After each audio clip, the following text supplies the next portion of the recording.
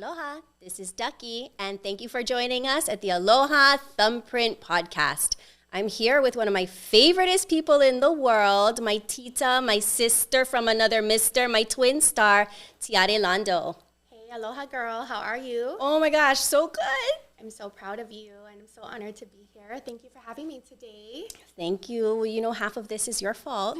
Probably most of this is your fault. A lot of answered prayers for sure, just to see you flourishing and what God's called you to do. And yeah, it's such a joy being on this perspective and seeing you from the outside looking in. So I'm just so proud of you. Well, you know, this is definitely not a place that I ever imagined myself in. You know, being this girl from Makaja, just growing up, rubber slipper action, you know, beach, valley, and now just being able to embark on this journey, a lot with your support, specifically with the Mrs. International system, and being able to bring this gift of aloha to the world because, yeah. Exactly. It's something that I think we really, really need because there's never a better time to talk about love. Absolutely. And I really believe more than ever, love is what the world needs.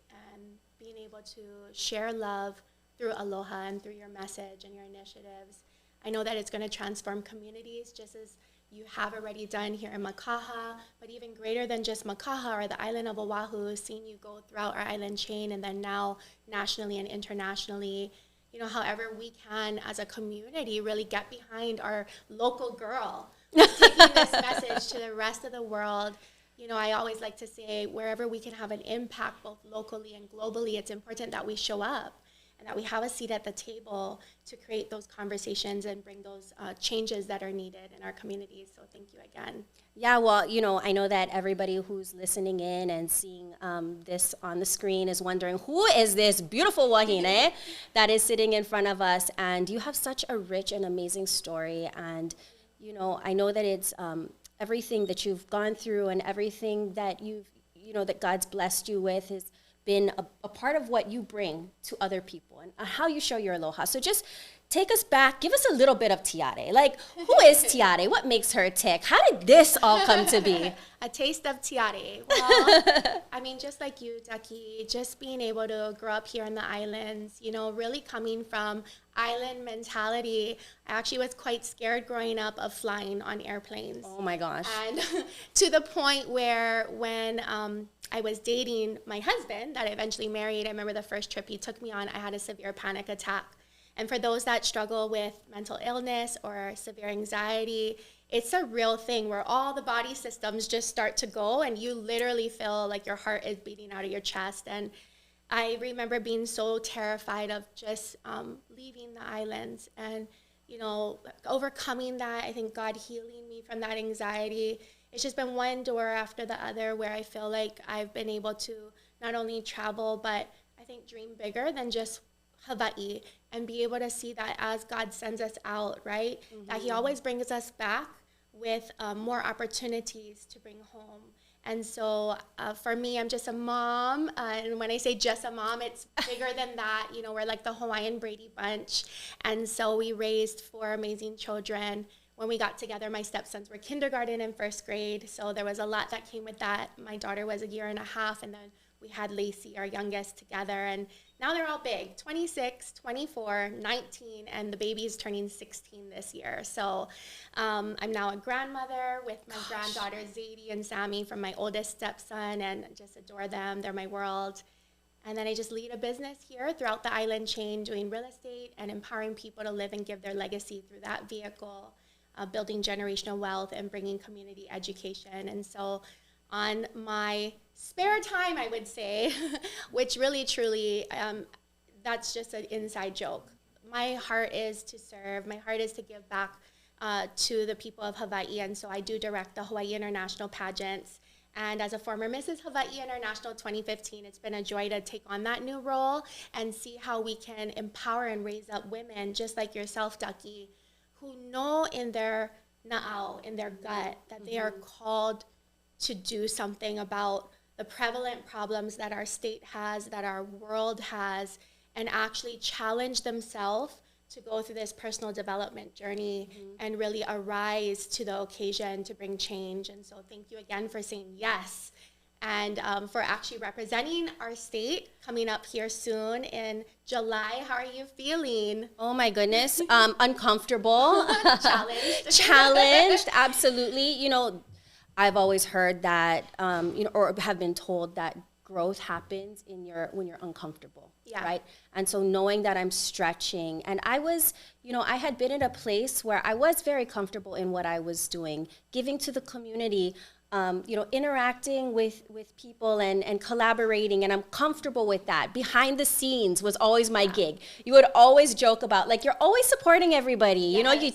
You have your tita bun up and you just go with your steel toes. And, this has been an amazing journey for me because I almost feel like, if I may call myself a diamond. Yes, you may. I felt like I was this unpolished diamond. And, God has put this gift of aloha in my lap. And I really do feel like it is my purpose here to spread this hope, to spread this love. And, for me to be able to bring it to an international stage, I needed to get polished up a little.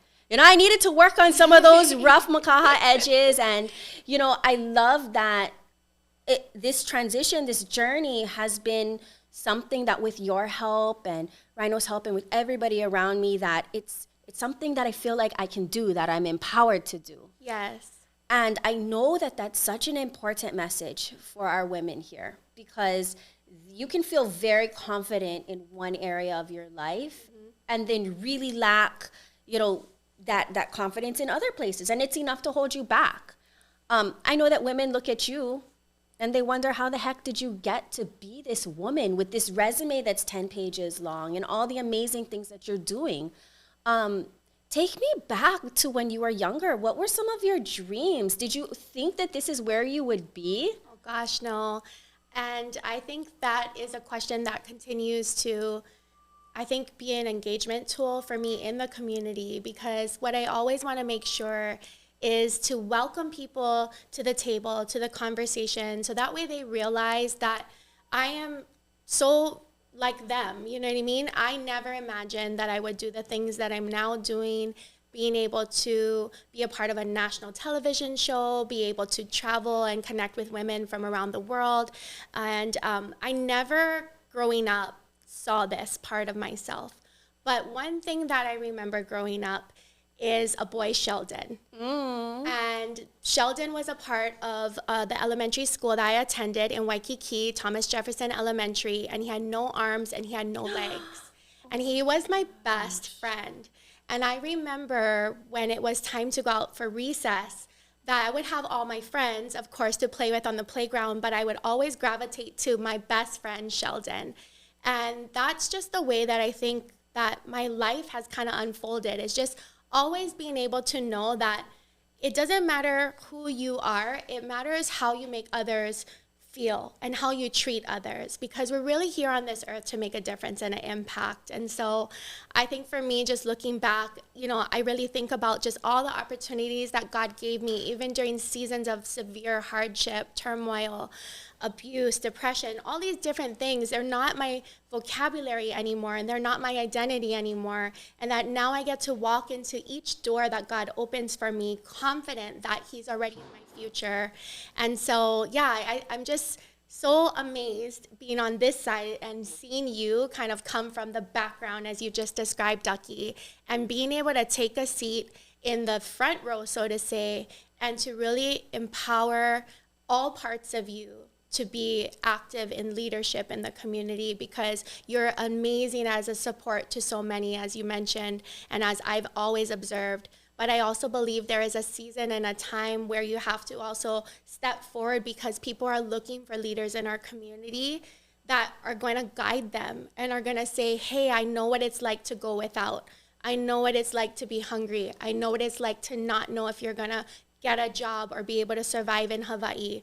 But this is how God's empowered me. And that's what I think is amazing about even this international pageant, is I've met women from around the world that, just like me and you, Ducky, come from these different places of overcoming and these different trials and tribulations that became later a testimony and a tool for them to go and help set other people free from those things. And so I'm so excited for you. And once again, I'm so incredibly proud of you, because it takes bravery to say that you're going to step forward. A lot of times people might not understand, you know, how humble you are, Ducky, unless they've really gotten to know you.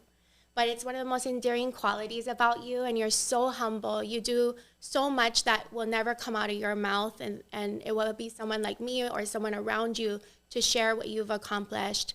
But I think in this season, it's about realizing that testimony brings power, and it's time for you to speak and to share what God has done in your life. And I'm just so thrilled to be one part of the support wheel that you have around you to get you to your destination. Oh my gosh, sis, you are like the wheel. Or like, you know, if I had a bicycle, One spoke. you, Rhino, no. You've got an amazing family behind you. You have so many that actually, I think, admire you and look up to you that probably you don't even know about yet.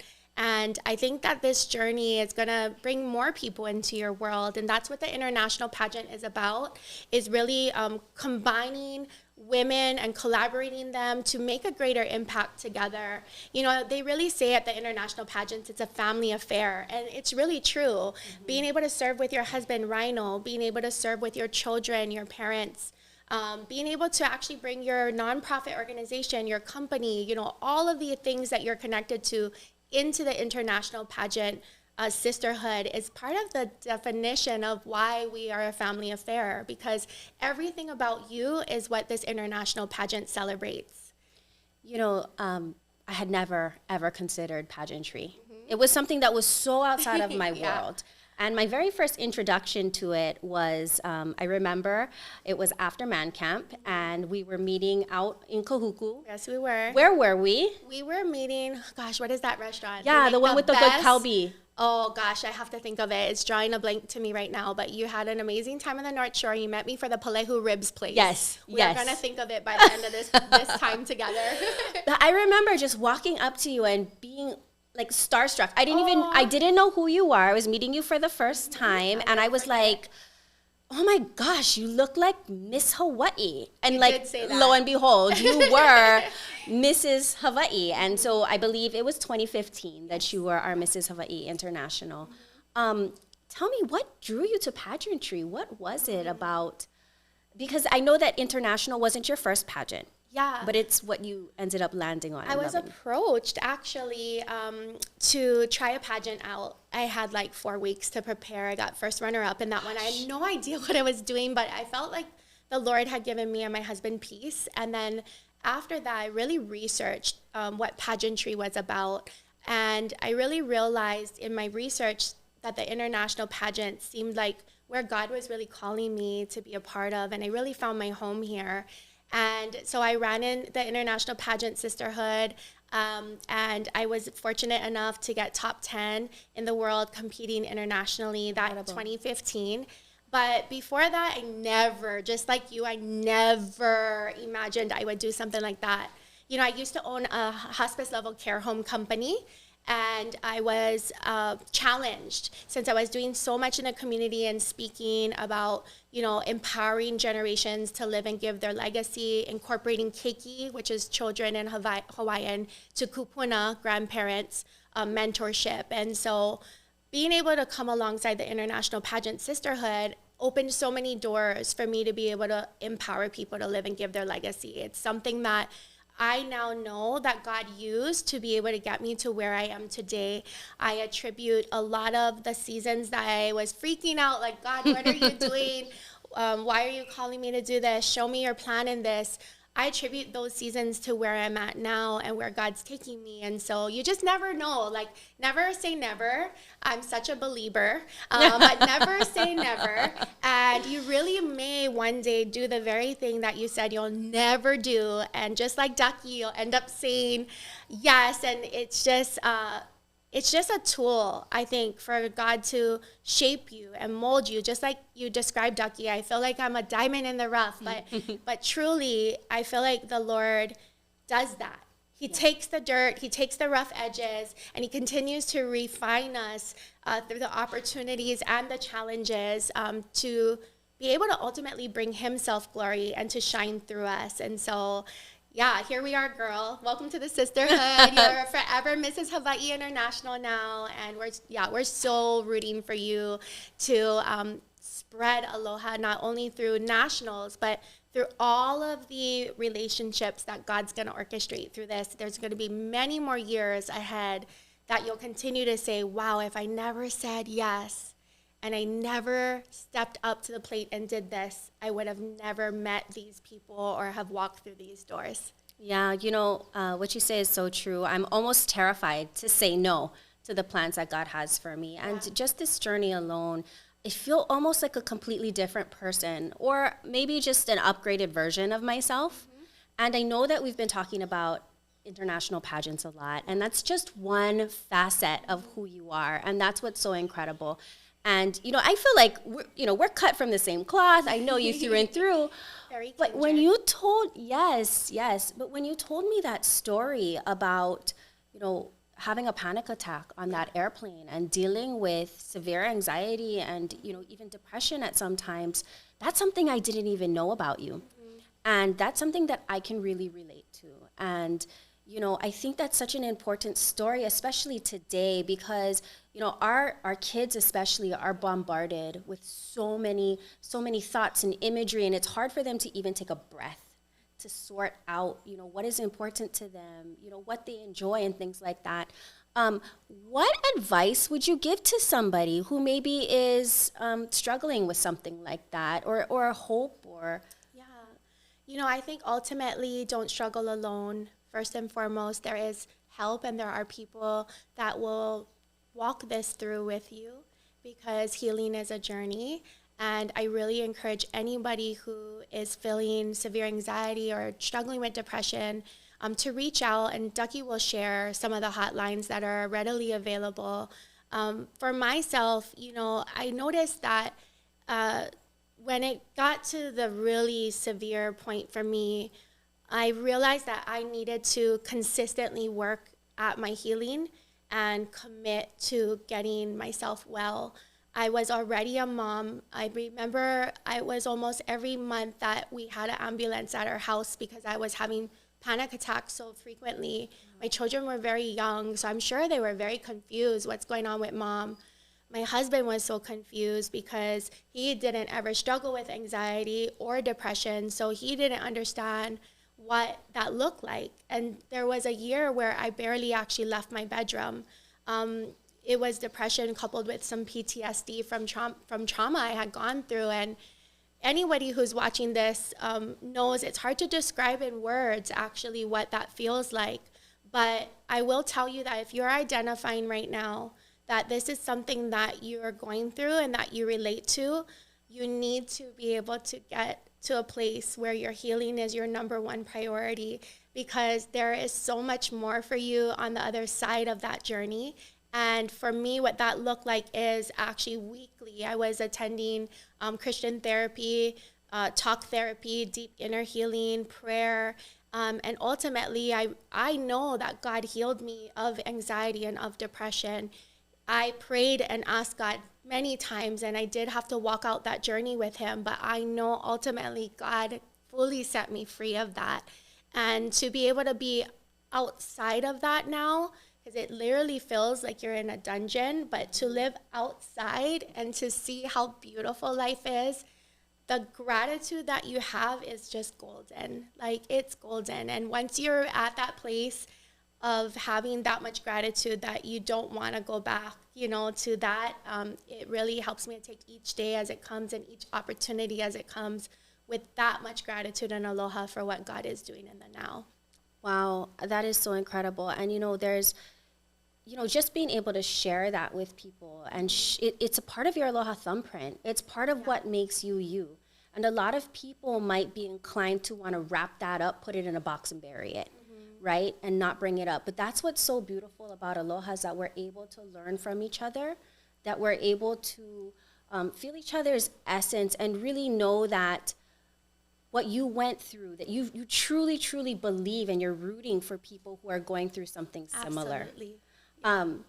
You know, and this is something that's very dear to me because I have a very similar story and I dealt with a lot of the same things. So, I mean, just the fact that I'm going to call us mana wahine, Yes, okay? girl. Yeah. Come on, queen. Yeah.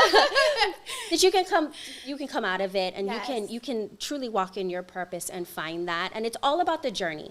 So, gosh, I definitely want to touch on the fact that you're a bomb realtor and you are just highlighting the island and the spirit that's here and really showcasing what is so beautiful about this place that we live in. What would you say makes Hawaii so special? Well, first of all, it is our people and the essence of our people. Whenever anyone comes here who's never been here in Hawaii before, they really try to put into words what they feel, but it's very indescribable. And I have been fortunate now, just like you, to go to many other places, but there is nowhere like Hawaii. It is the spirit of our people. It is aloha, as you know, Ducky, you continue to take that key throughout the world. But I know that I'm so grateful that, yes, I do real estate here in Hawaii, but it's so much more than that. I truly feel that we are impacting generations through the real estate service that we provide. I feel that we are helping to break generational curses of poverty through the real estate services that we provide. And ultimately, we are helping to shape legacies of whole families because we see them being able to say that we will stay here in Hawaii and that we will be able to have a part of the land that we call home. And so I take it as a true honor, a true mantle of responsibility to help empower people through the vehicle of legacy living now. Yeah, that can make all the difference. I mean, I am Tongi. He was on So American awesome. Idol, right? Such and a he fan. says, and he said, you know, it's that story of being priced out of paradise, right? Yep, And I it's a real just, thing.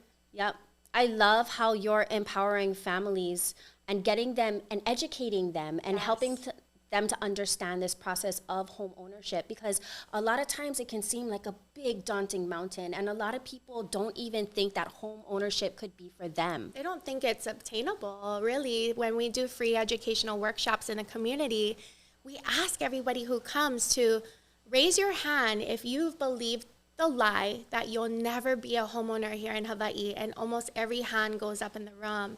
And we're committed to changing that narrative for sure. Incredible. I mean, especially being from here, you know how absolutely connected you are to this place. Yes. And it's the place where you grew up, where you created memories, where you had fun as a kid and riding your bike, whatever it is. But ultimately, when somebody has to say that I cannot hack it in Hawaii, that means that they have to leave the people behind. Yeah.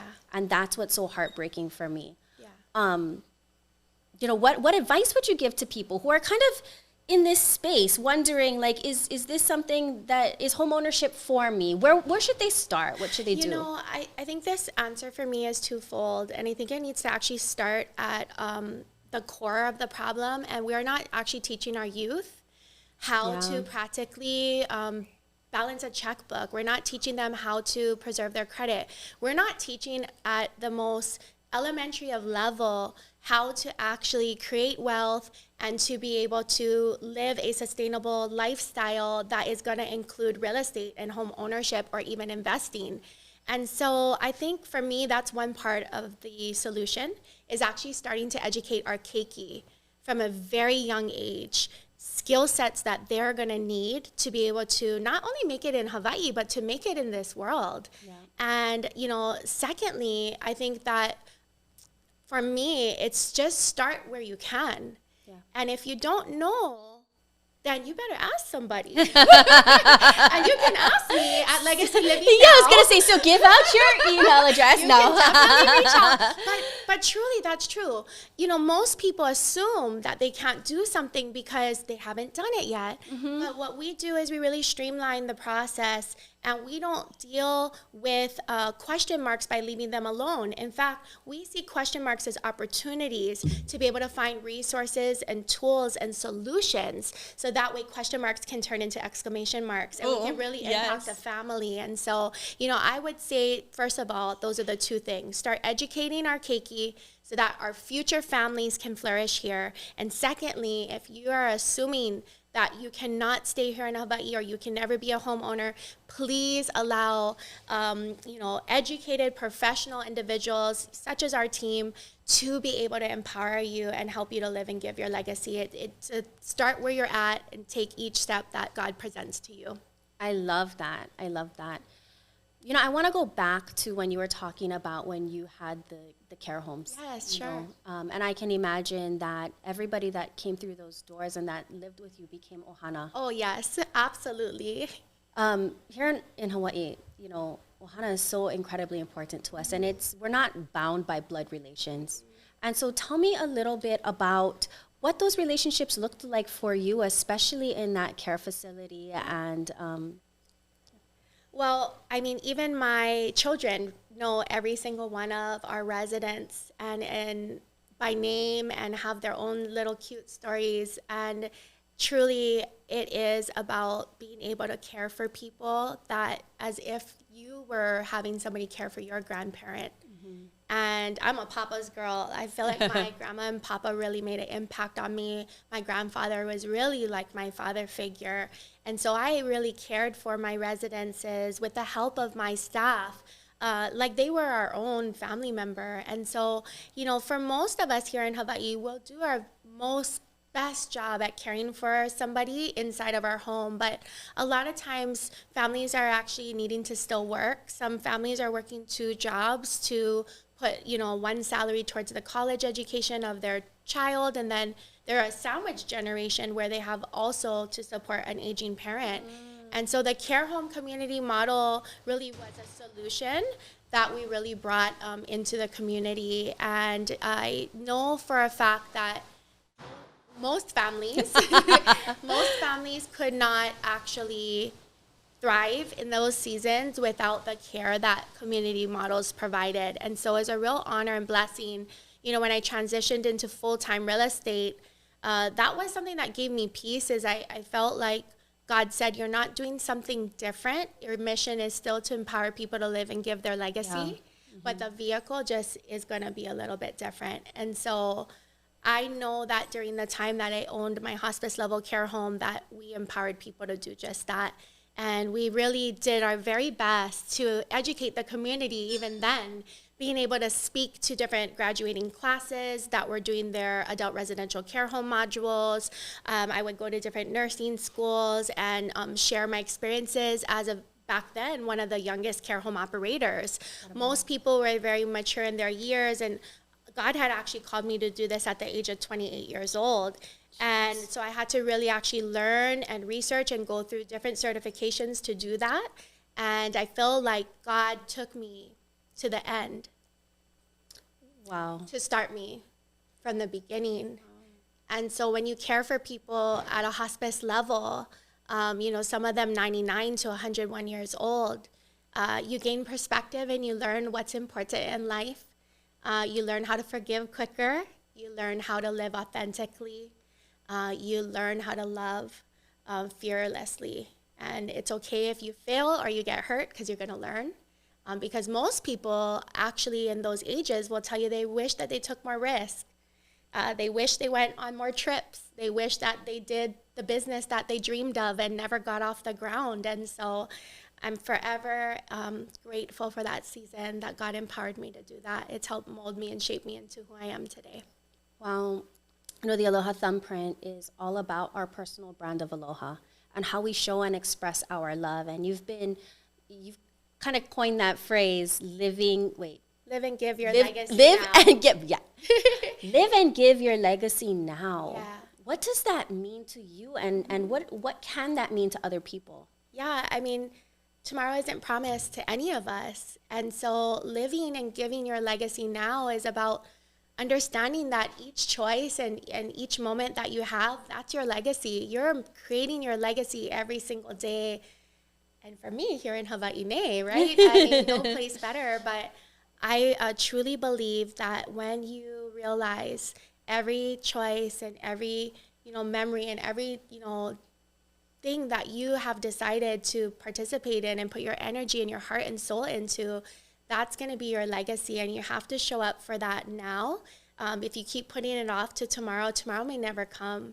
And that's so important in what we do here in the community, whether the tool is real estate, whether the tool is pageantry and community service and nonprofit work. I take that mission statement with me into everything that I do. What does aloha mean to you?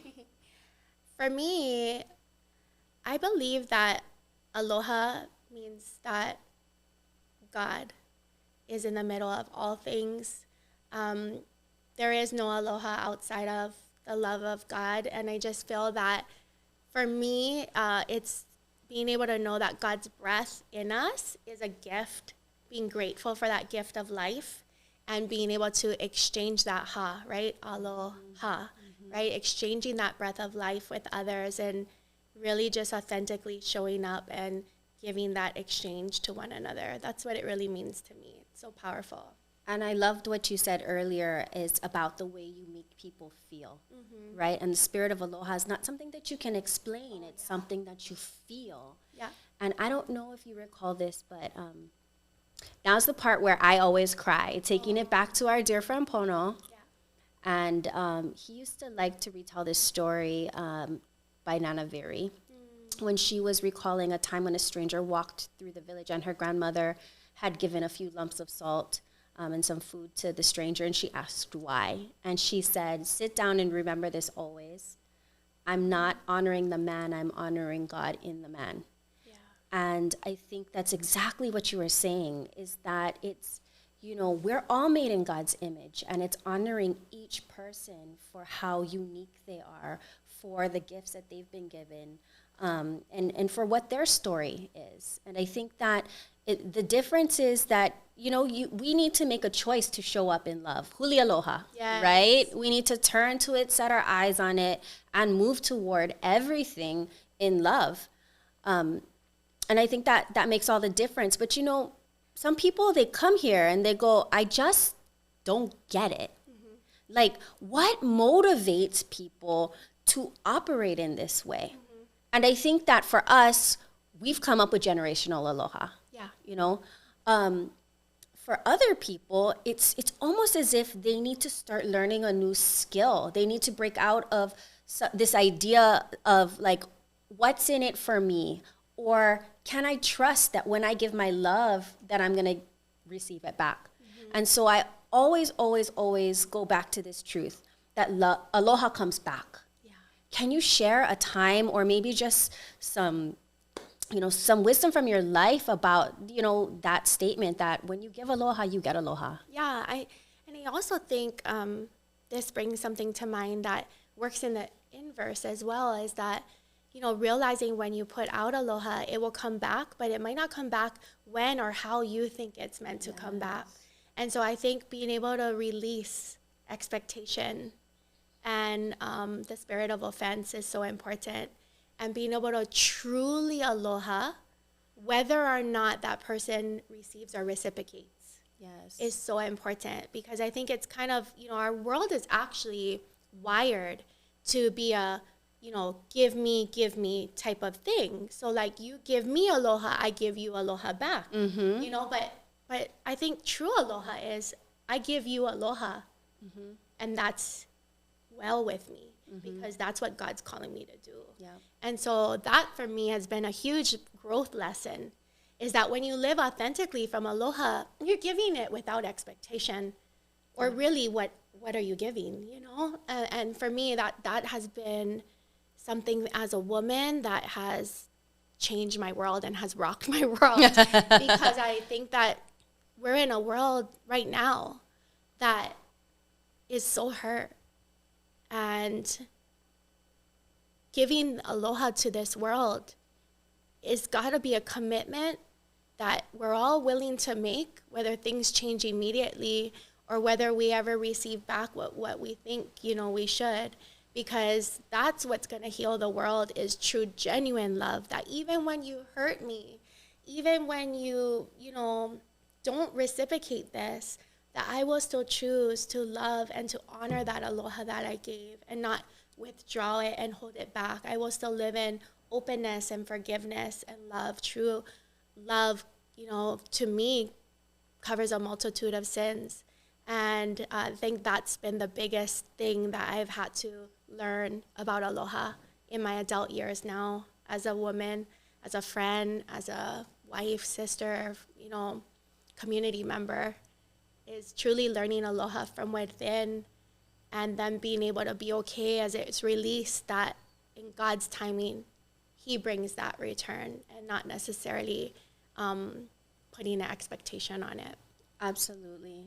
And, that's where I feel so absolutely blessed to be able to have the friends that I have and the family that I have, to know and to have been able to experience this aloha coming up, right?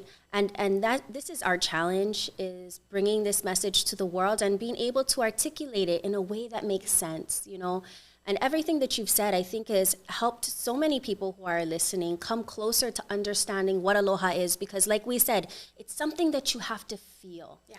Right? It's caught, it's not taught. And just Pono, he used to always say that people would say, "You're so weird," because he just operated differently, and I just look forward to the day when aloha and this practice and this unconditional living and giving and is just the way that we operate and this place that we come from. Yes, absolutely. Dudes, your timer, no work. She no work. How long? You're at 36. Oh, wow. You did so good. Okay, we'll drive this bus home then. Yeah. Okay, I'm going to just keep it. Sissy, we could go on and on and on and on about this aloha. Pajama and pizza. Pajama and pizza. And I think a lot of it is just about this camaraderie and this just relationship and being there for each other. And I just want to say that I am so honored to be able to call you a sister. I am too. And to be on this journey with you. And I know that, there are no coincidences, and that we've been placed in each other's lives to be able to share this spirit. And I just want you to leave people with one thing, because I want everybody to understand that aloha is not something that is exclusive to people from Hawaii or people who live here in Hawaii, because you can aloha in place, and there are many, many ways to describe it. And so what would you say to that person who's wondering, is aloha for me? Is this something that I can live every day? Absolutely. I would say that aloha is anywhere that you are, because aloha is inside of you. It is the essence of God's love through you, and it's God's love through you in action. And so for any of you watching, get out there today and just love, truly love without expectation, being able to come from a place of just authenticity and being able to really challenge yourself. Check in with yourself and learn to also love yourself so that you can go and love your neighbor, which is the hugest part of growth that I think any of us can go through, is forgiving and loving ourselves. So that way we can get out there and forgive and love others. Yes. Well, Tita, I aloha you. I aloha you, girl. And we aloha you. Yes. And we hope that this conversation and the stories help you get a little closer to this concept of aloha. Just go out and start living and start giving in love. And that is aloha. Thank you so much for joining us on the Aloha Thumbprint, and have an awesome day. Aloha. Aloha.